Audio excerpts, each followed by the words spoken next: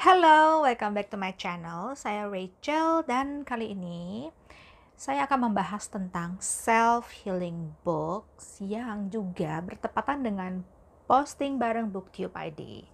Langsung aja ya.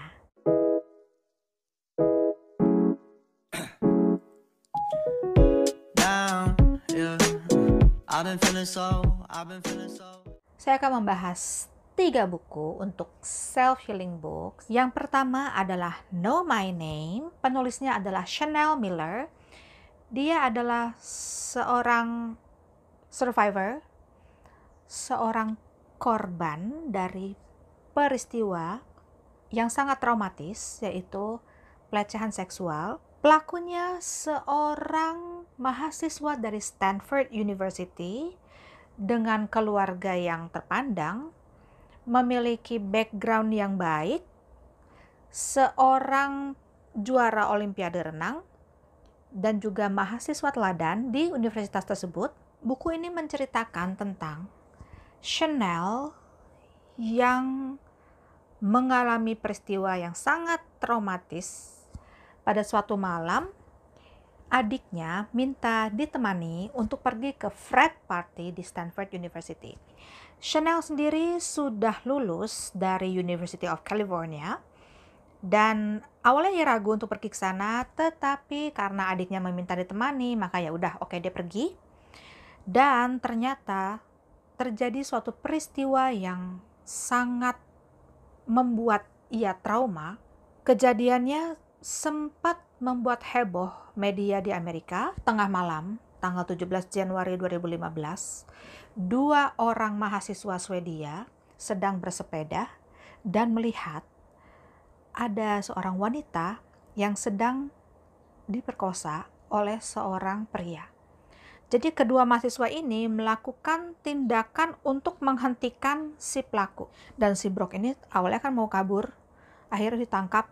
Jadi 2 orang mahasiswa ini mereka menghentikan pelaku, dan naasnya korban tidak sadarkan diri pada saat peristiwa itu terjadi. Setelah siuman, Chanel dibawa ke rumah sakit untuk diperiksa, divisum, dan dia pun kaget dengan keadaannya yang kotor, penuh dengan kotoran di rambut, juga ada bekas-bekas luka seperti kebeset di kulit-kulitnya. Jadi Chanel ini tahu tentang peristiwa yang menimpanya dari adiknya, dan adiknya ini membaca dari media. Setelah pelakunya tertangkap, maka tentu saja disidangkan. Di persidangan, hakim bertindak tidak adil karena ia lebih memihak kepada pelaku daripada kepada korban. Walaupun juri semuanya menetapkan Brooke Turner sebagai tersangka, dan awalnya jaksa penuntut itu menuntut hukuman yang berat,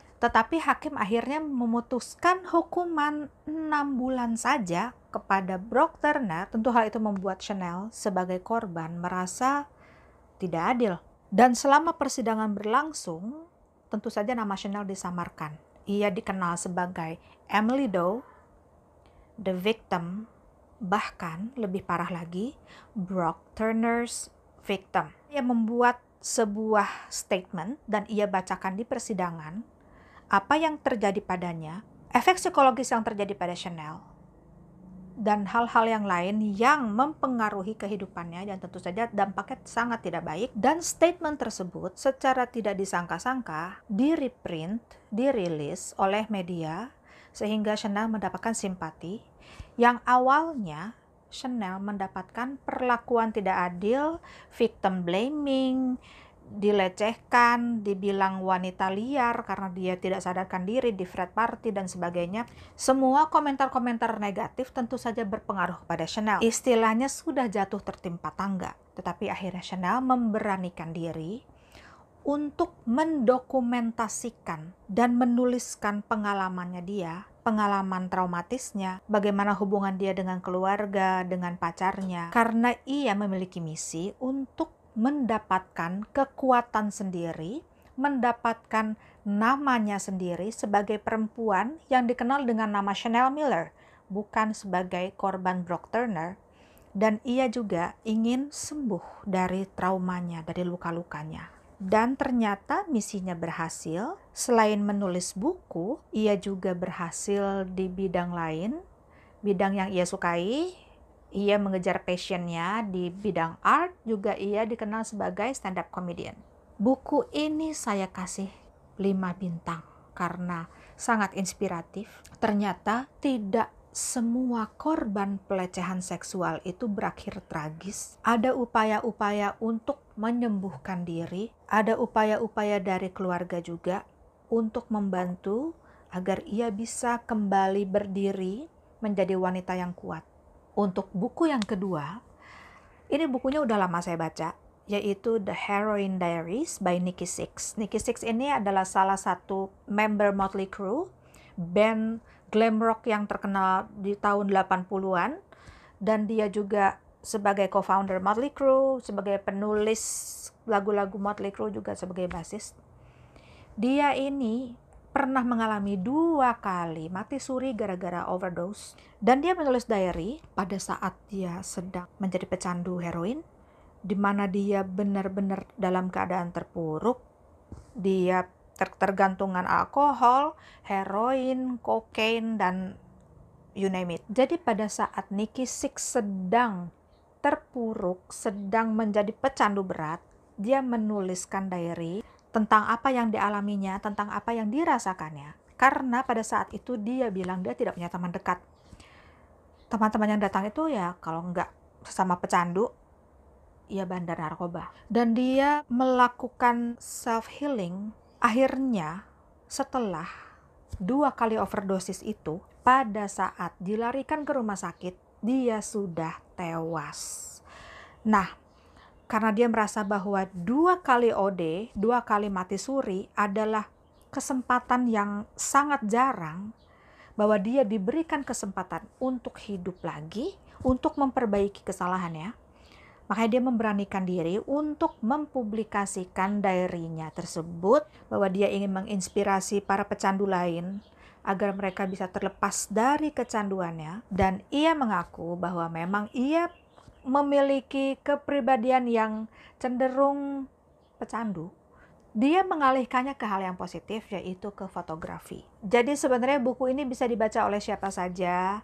Untuk refleksi diri juga sih, sebenarnya kita tuh ada nggak sih indikasi kecanduan apa enggak, seperti itu. But it's a fun book, rock and roll banget, dan nggak menggurui, sangat tidak menggurui. Dan buku yang ketiga, buku yang terakhir, saya akan merekomendasikan buku yang ringan banget, buku yang bikin happy. Judulnya The Happiness Project by Gretchen Rubin. Buku ini menceritakan tentang bagaimana Gretchen menemukan kebahagiaan, menstimulus kebahagiaan dalam bidang pekerjaannya, dalam hubungan suami istri, keluarga dengan anak, juga teman-temannya.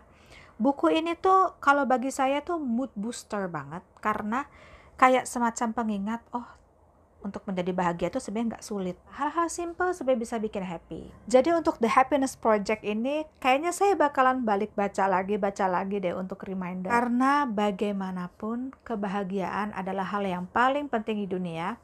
Dan kebahagiaan bisa kita raih, bisa kita dapatkan dari hal yang sangat simple sekali. Kalau kamu punya buku rekomendasi tentang self-healing, bisa ditulis di kolom komentar ya. Sekian dulu tayangan kali ini. Jangan lupa untuk tetap sehat, stay healthy, and stay happy. Okay? Thanks for watching and see you next time. Bye!